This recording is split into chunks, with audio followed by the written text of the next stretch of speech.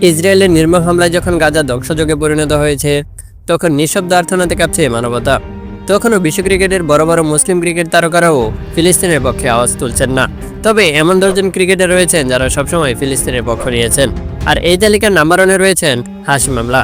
দক্ষিণ আফ্রিকার কিংবদন্তি ব্যাটার সবসময় ফিলিস্তিনের পাশে থেকেছেন।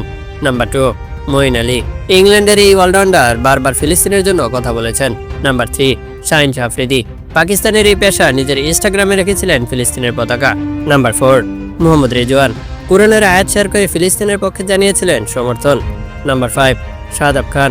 নিজের প্ল্যাটফর্মে গাজার মানুষের জন্য দোয়ার আহ্বান জানিয়েছিলেন। নাম্বার 6, উসমান খাজা। অস্ট্রেলিয়ার এই মুসলিম ক্রিকেটার অনেকবার ইসরায়েলি আগ্রাসনের বিরুদ্ধে অবস্থান নিয়েছেন। নাম্বার 7, ওয়াহাব রিয়াজ। পাকিস্তানের এই ফাস্ট বোলার একবার লিখেছেন pray for Gaza. Number 8, Mustafizur Rahman. Bangladeshi এই পেশার ইনস্টা স্টোরিতে ফিলিস্তিনের প্রতি ইঙ্গিতপূর্ণ সমর্থন দেখিয়েছিলেন। নাম্বার 9, মেহেদী হাসান মিরাজ। গাজার শিশুদের জন্য দোয়া চেয়েছেন সোশ্যাল মিডিয়ায়।